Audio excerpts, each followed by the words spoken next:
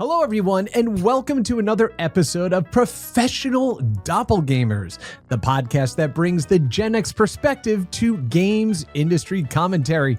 My name is Chris Melasinos, and I'm excited to be joined today by my co-host, Larry Herb. Larry.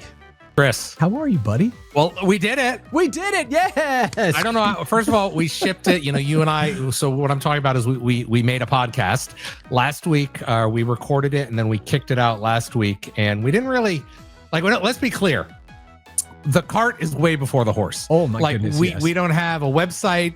People are asking for Spotify. Chris, you and I'll talk about that off the air. You know, but we just threw it up on YouTube, so we're trying to get it piped into all the different things. And I did this many times when I was doing my previous podcast. So I just haven't had time to do it. But Chris and I are kind of doing this together. We made it to episode 2, so thank you for joining us for episode 2. That's right. And as Chris said right at the top there, we're, he and I have been in the industry separately, in the video games industry for almost half a century. Yeah. Which is almost more than the video games industry has been alive. And we finally decided to get together. I'm over at Unity, Chris is over at Amazon, and talk about our experience and what we think. Because there's a lot of people out there that, you're going to get your reaction YouTube videos. That's not us. We're not going to bang on you to like and subscribe. We're here to have a conversation. We're here to just talk. And the one thing, I'll give you a little clue. Yeah. Chris and I haven't even talked about this yet. You have 2 alpha hosts here, so let's see who's going to battle out to host. Hey, listen, as per the name of our podcast, you can flip and mirror the screen, and maybe you'll figure out who is who. Right? Yeah. It doesn't matter. But the good thing is that, both of us found us and we found you. That's exactly right. And that's what I was going to ask you. I mean, once we went ahead and dropped it, the response was great. Right? Yeah, coming from the community. I really do love that. Yeah, it was great. It was great to see some of the comments and the feedback. And Chris, I know you've done some other podcasts in the past, and I certainly hosted a long-running one when I was at Xbox. But what was always interesting to me is people that run into me now online and say, oh, I grew up with you in high school listening to your podcast or watching you on the Xbox or some of these other things. So it's interesting to have this generation that has grown up with me and in some ways you too. Yeah, no, that's absolutely true. I mean, although the things that I get, you've been able to maintain that kind of more professional air in your attire and appearance.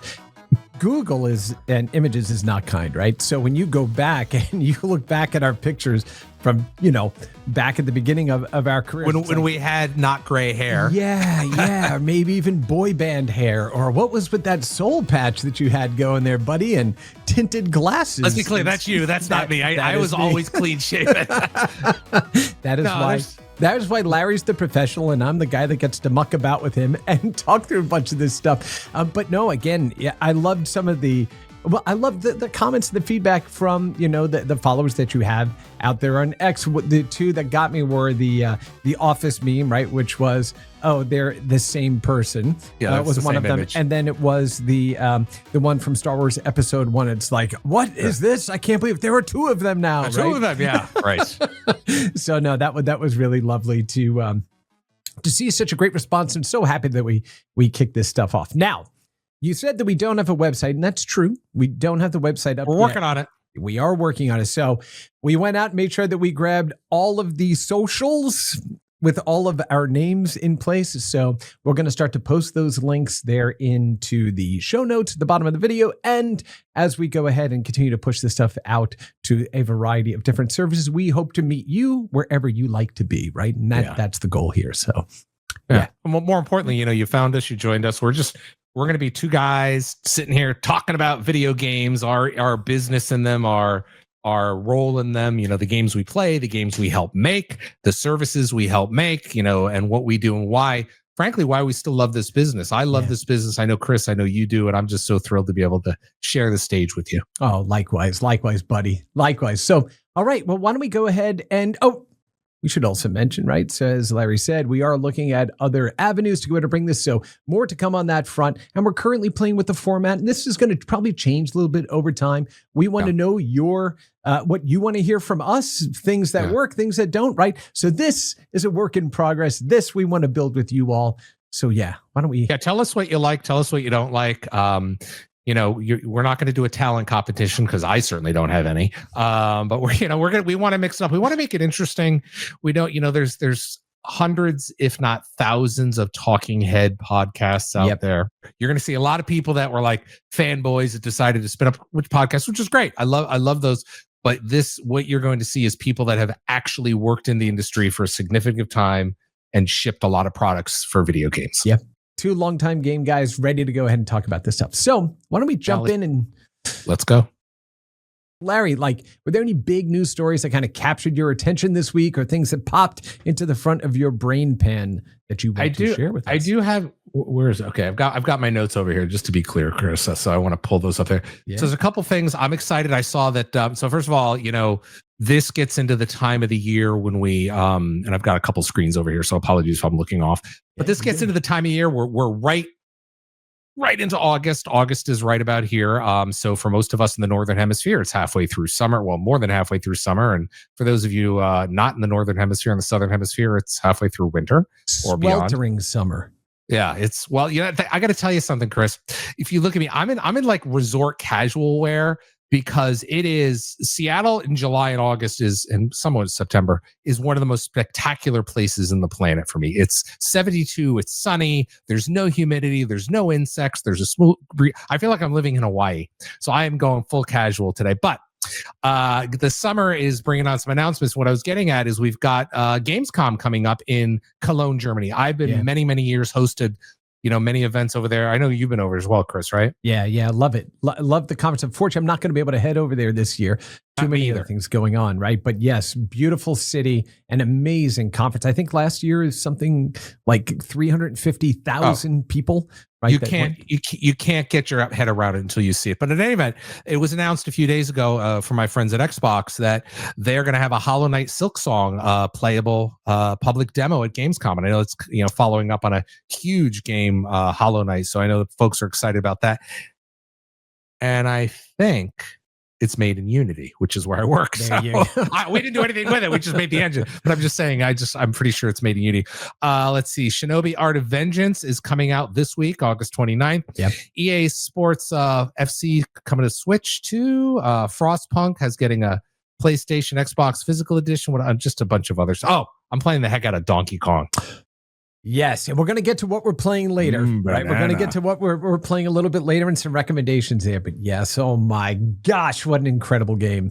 Yeah, but we're getting into this section of the summer where it's starting to spin back up again in terms of, when I was at Xbox, it was always marked the end of the summer when like Madden came out.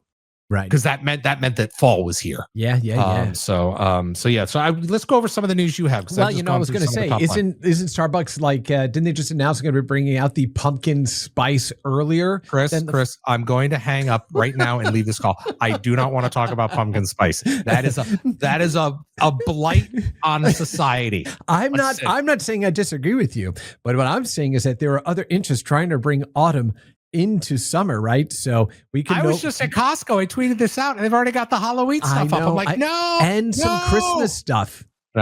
Some Christmas stuff. Now, I happen to be a Halloween Christmas guy. Like once Halloween hits, I'm like, all right, Christmas is right around the corner. I know we have Thanksgiving to go through, love it too, but no, I am like, let's go plan that Christmas. Yes, I won't do it now, but I will give you later when we get closer to Halloween. I will give you my explanation as to why I have a distaste for Halloween. Okay. All right. Okay. But I mean, it's whatever you want to do to celebrate that moment, not a holiday, then you are welcome to do that. But that's not my jam. There you go.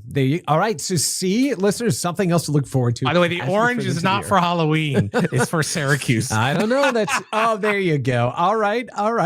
I kind of, this sometimes you just can't get your past out of your system, right? So I saw this great report that popped up that talked about web browser games. Back early on in my career, I was really focused on Java game development and making sure that we could play games. So this is before Flash or after Flash? This was or next to Flash. This was next to Flash. So GamesIndustry.biz had a report saying that 4.9 times more web browser games were released in the first half of this year than in all of 2023. 15,000 new web browser games in the first half of this year. That's a lot Are of you games. surprised by that? I'm not so surprised because we are now putting the tools into the hands of creators that don't require them to learn how to program to create games and experiences and bring them out to the world, right? So using no-code engines like Construct give people the ability to go ahead and create these games and get them out there. Now, the quality of them, right? I'm sure like anything else, 15,000 of them. Some may be a bit suspect. Some may be a bit earnest, right? In what they're trying to retrieve and reach for. But what this kind of points to is that the browser is now becoming really viable as a platform. And there are a couple of things that enabled that. The ability to now get access to lower level graphics APIs and audio APIs, more memory, caching, all the things that prevented it from becoming an actual video game environment means that we're going to start to see, bigger games, more complex games you would normally see on a console or as a PC native game being delivered through the browser. And I think that's awesome.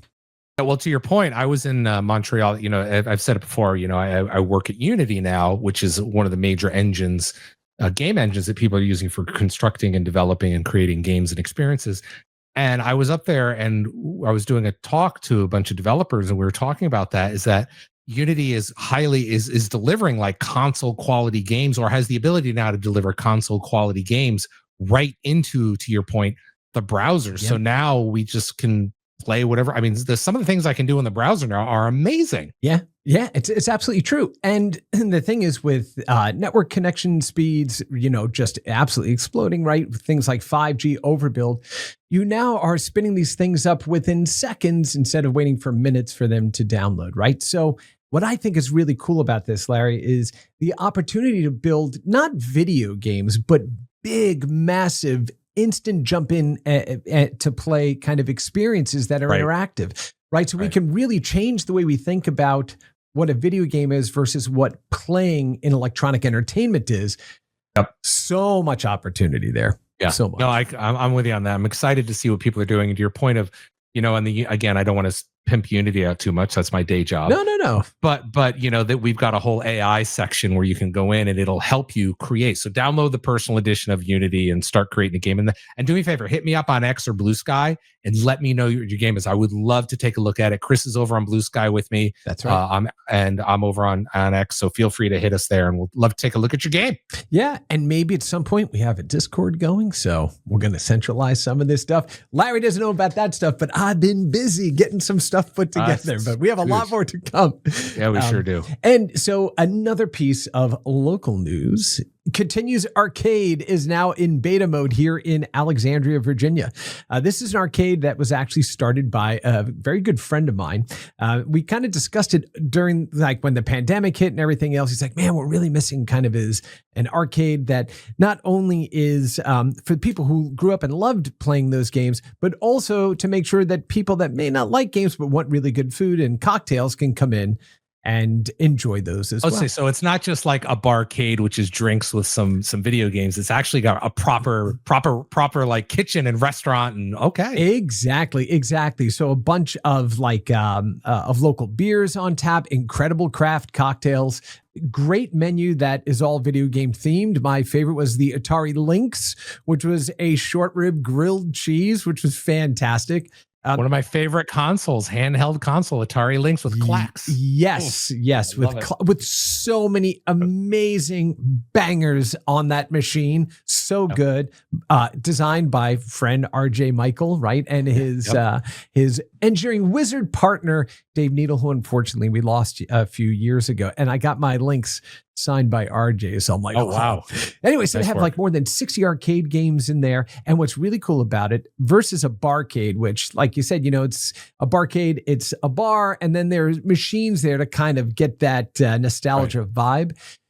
And they're all on free play. These games, everything requires tokens. And so what's really cool is to not only watch, Gen Xers in there playing, but then their kids, or in some cases their grandkids, walking around with this sack of tokens, trying to figure out where they're going to spend it and what they're going to play. It is the social component of the arcades that has been missing from all of those free to play. Are people putting the tokens up on the glass up on the top like we used to do? And you have to learn, and you learn, right? It's all of the unspoken rules of the arcade. Well, that's where you and I grew up. We didn't grow up in social media and learning how to behave online. We grew up like in an arcade, and this is how you do it, and that's my quarter, and don't step in front of this person, and the whole thing. There's a whole social construct that we learn, which is just really it's just getting along with people, right? But then it's also the economics of, oh crap, okay, I want to play these games. Oh, but there's a cute girl playing that game, and I'm not good at that, but I want to go over there and see if I can impress her, with my Miss Pac-Man skills or what have you, Yep. Oh, yeah. But here's one of the coolest things in this arcade. There's a speakeasy hidden in the arcade. Okay. And it's available to reserve for like special events and dinners and corporate functions and things like that. But the way you get in is by interfacing with a Polybius machine that they built specifically for this. Now, do you know the lore of the Polybius? I don't. Why don't you tell us about it while everybody goes off and opens up Wikipedia to look up what you're talking about, Chris? So Polybius, in the 1980s, they were the men in black that came into an arcade and they popped in a machine called Polybius that had a camera in the marquee. And kids started playing this game and they started to black out. They would lose their memories. They'd forgotten how they got home. Like all these things happened. And the next day, the men in black came in and took the machine away, never to be seen again. So it's this, urban legend. It's kind of, the Bigfoot of the games industry. What's really cool though, is if you watch shows like Futurama, they're, when they're in an arcade, a Polybius machine is in the background. When the Goldbergs, one of my favorite sitcoms that deals with the 1980s, they go to the arcade, there's a Polybius machine in the background. So they built a Polybius cabinet with this government letter that's been partially redacted, taped to the front of it. And if you punch in the right combination on the controls, it opens a secret door into the speakeasy.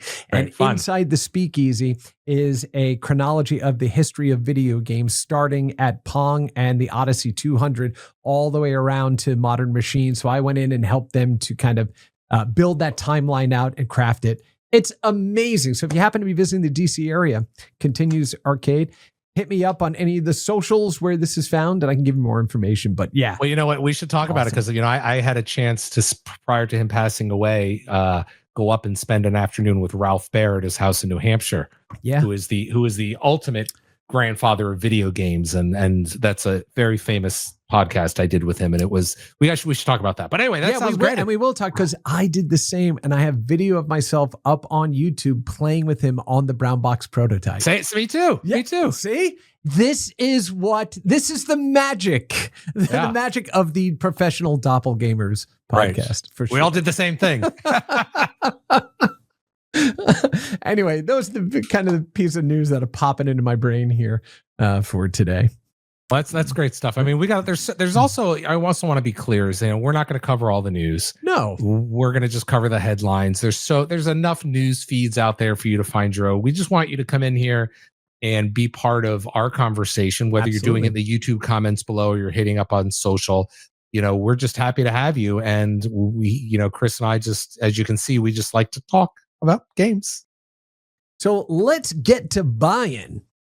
So let's talk about some new games, systems, things that you're either excited about buying or collecting. Has anything popped up lately for you? Because I got a couple of recommendations. I'll tell you what I'm working on right now, Chris, is I was cleaning my wife and daughter out of town. I've been cleaning a closet and I found all these 8mm videotapes and I don't know what's on them.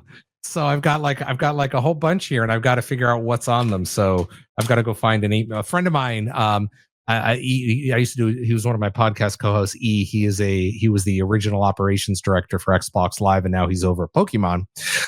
He pinged me offline and said I have an 8mm camera or player, so I'm going to go to his house. So I haven't really had a chance to buy to work on a couple things. One of the things that I'm working on though, Chris, is a good friend of mine named Lon Seidman. Are you familiar with Lon? Mm-mm. He is on. You can go watch him on YouTube, Lawn.tv. Okay. He and I hit it off many years ago. He lives in Connecticut, right around where I grew up. So we didn't realize that, but we started talking. And he's a great YouTuber. But he and I were talking about Meshtastic. Are you familiar with Meshtastic? Meshtastic. That sounds familiar, but I can't think of it. It's a technology that allows people to communicate over a mesh without broadband or anything else. It's basically like radio signals. Mm-hmm. So he and I were talking about that. So I'm going to pick up a Meshtastic device that I can text people with. So that's all. All right. Yeah. So I was, when you said Meshtastic, I'm like, okay, it has to be some sort of mesh networking protocol or something. There was something that popped up recently too, which you can build these handheld communicators that basically work on radio frequencies. And that's kind of like this. Yeah. It only does text, but it's kind of cool. So I've been got my eye on one of those, and he and I have been talking about that. So I'm just interested in all sorts of different technology. Of course, I got a home server that I'm tweaking all the time. But one of the big exciting things, Chris, hopefully, yes, by the time this episode airs, not that it means anything to you all, but I think I'll finally be off of cable internet and onto fiber. That's right. And you said that they were doing the build out there. Good luck, buddy. It is. You forget how awesome it is when you don't have it. So I'm ready to ride the light into the internet. So stay tuned. Yes. But no, other than I talked about Donkey Kong earlier on, I'm not really playing much else because I just frankly haven't had time because I'm so busy with my work at Unity. That's the reality. No, I agree. And what about you? What worked for it's the summer, family obligations, like all these other things going on. But there are a couple of things that popped up that I was like, oh my goodness, not only do I need to get this, but how the hell am I going to spend time after I do? Atari has announced and made available for pre-order the Atari 2600 Plus Pac-Man edition, and it's now available from their site. So this is a miniature version of the original Atari VCS. Like how little? It's probably half the size, right? Okay. And it's in bright yellow, and it has Pac-Man 4 ghosts on the front that light up. The joystick that it comes with is Pac-Man yellow. And you can also collect 4 additional controllers: Blinky Red, Inky Blue, Pinky Pink, and Clyde Orange. And these are all RF versions of the original Atari 2600 controller. It plays virtually all original 2600 and 7800 cartridges, but now you get an HDMI out for it. And it's one of those things where it's like, I have so many different ways to go ahead and already play all of these things.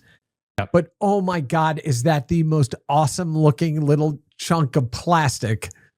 I'm looking at it right now, and you'll put some. I mean, it looks lovely in yellow. I'm telling you, I was gonna just throw up all over it, but I won't, because I was gonna say it has to have wood grain, but it's okay. The yellow looks great. Wood grain was the future in the 70s, apparently, because we put it on every freaking surface. We put it on our cars. We put it on our devices. We put it on our refrigerators, dens, from floor to ceiling paneling. Like we were living in a tinderbox, folks. Yeah, or at least an artificial tinderbox. A tinderbox of our own damn making. But that's exactly right. But when we're talking about wood grain, you mean like in the Lego wood grain, the one that has the hidden pop-up of the 1980s bedroom? Oh, yes. Yeah. Right. So you had the six button on the front, which was the sixer. Then you had the heavy sixer. That one, if you own one of those, folks, it happens to be stuck in your parents' attic or something, check it out. If you happen to have a heavy six, it's probably worth at least $1,000, right? Yeah. But then you had the 6 button on the front. Then you had the 4 button with the wood grain. But then you had the 4 button with the black facade in the front. That was called the Vader, right? So there was a whole bunch and then there was the Atari 2600 Junior. The fun is back. Oh yes, sirree. It's the 2600 from Atari. All right. Yeah. So anyway, I love what they are doing with with their nostalgia and really bringing back those vibes, those wood paneling vibes that we all grew up with, right? Well, let me tell you a story, Chris. I'll show you what I have here. This is here we go.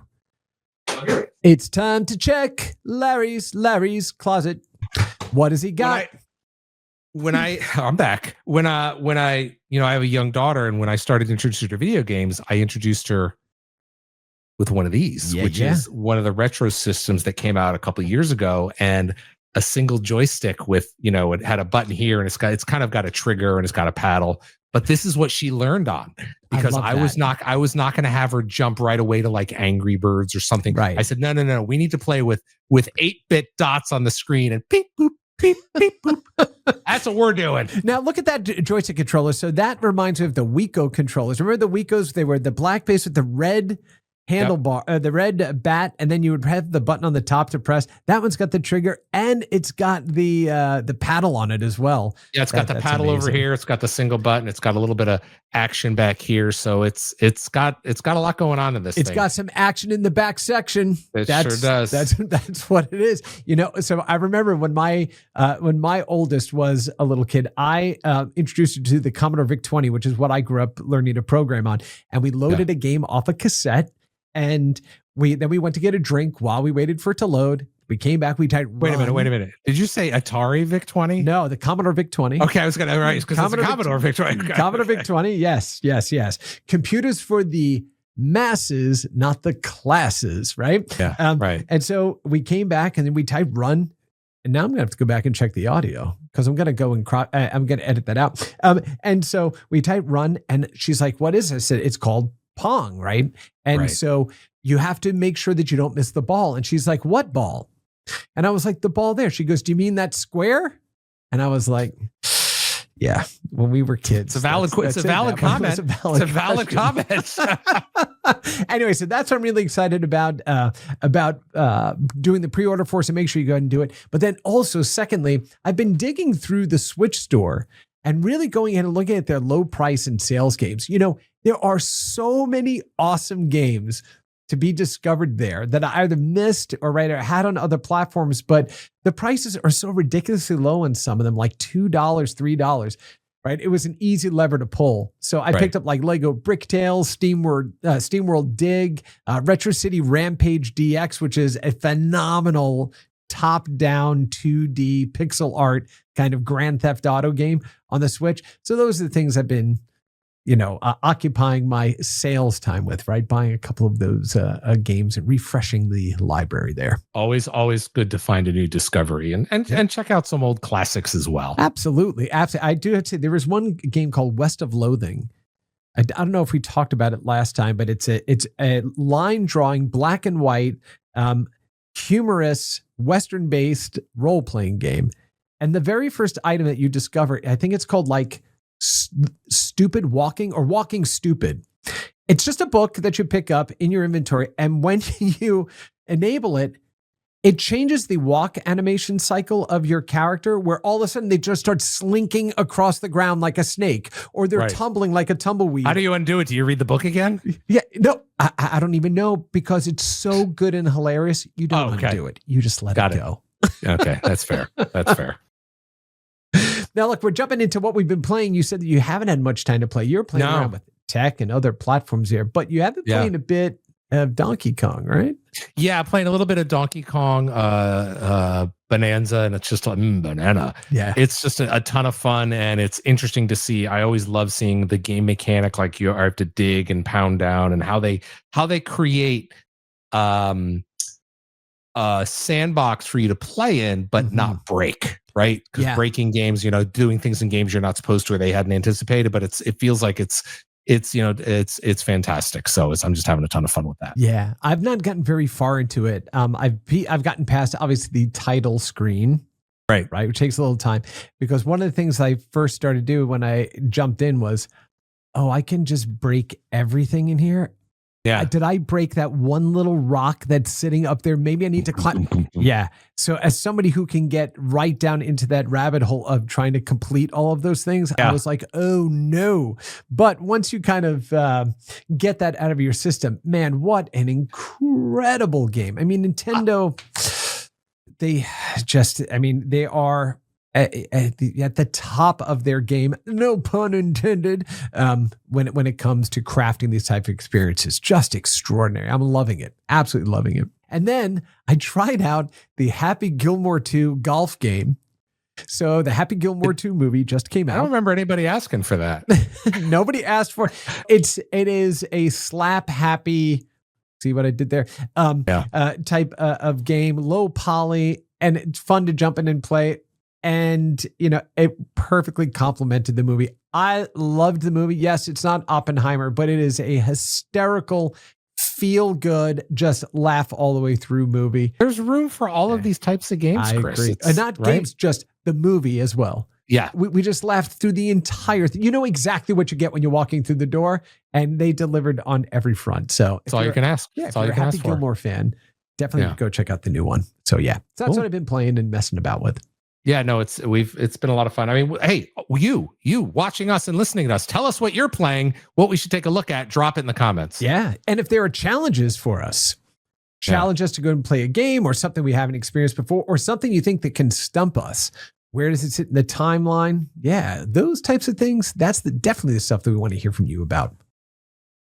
I would be remiss if I didn't bring up a video game history from this week. And there were a couple of standouts there. In 1993, this week, Echo the Dolphin was released for the Genesis.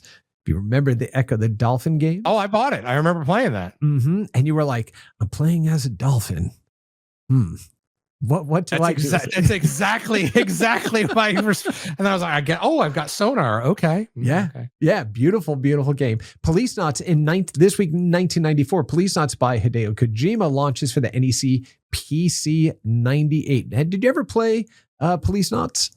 No, I was doing something that year. I don't remember what it was.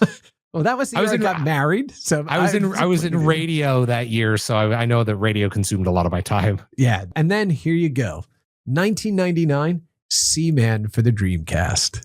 Dreamcast. I have so many Dreamcast stories because I got to work with Peter Moore, so we could talk about that a whole other time. Oh yeah, Peter Moore too, one of the nicest and smartest people in the industry too. Super, super kind. The story about the time I interrupted him while he was on stage practicing for the first presentation he was giving as the CEO of Sega of America. Oh, man. When I was at my very first professional video game conference, and I was like, I can't wait. I just went up on stage while he was rehearsing and introduced myself to Peter. Whoa, that's a bold move. I still have a copy of that presentation. And years later, I was able to go ahead and send it to him. And he's like, how do you have this? I said, working in game history, right? Yeah. As a game industry information pack rat, I got all that stuff. So don't think you can hide. If you did something cool, I may have a copy of it somewhere. Yeah. And if you don't worry about it, because the internet also has copies of all of his goatee skater hair photos. Yeah, that's there. It's all the internet there. Doesn't forget. All right. What are we on to next, Larry? You tell me. I mean, we're just kind of yakking away here. We're kind of going through, and we're kind of coming towards the end of this show. This show's been a little bit of, I've had a couple of issues with my camera here, so we've had to stop and start a couple times, but we'll get through it. You would never know it. You would never know it. All right, so I do have a little something. Maybe it's a little Gen X reflex, right? Where we talk about, new games that really lean into the kind of games that speak to Gen Xers, right? Or people that grew up playing video games and maybe stopped playing them for a while. How do you kind of get back in, right? And there were two that popped up for me. One was Shadow Labyrinth. So this is a game that was just released by Bandai. And it's a kind of a spin on Pac-Man's mechanic. It's a Metroidvania style game where a shadowy Pac-Man named Puck, which is hilarious. So he's Puck-Man. Right? And we know why it was called Pac-Man in the United States, because of all of us delinquent kids here in the U.S., right? Would change the P to another letter, right? Yep. But you can use Puck in a variety of ways to defeat your enemies. Now, I haven't played it yet.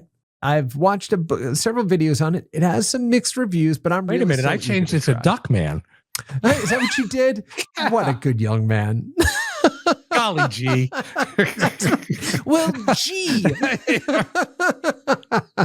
The other one was another game that I picked up on the Switch just a couple of days ago, Space Invaders Forever. I think it's on sale for like $8 or something.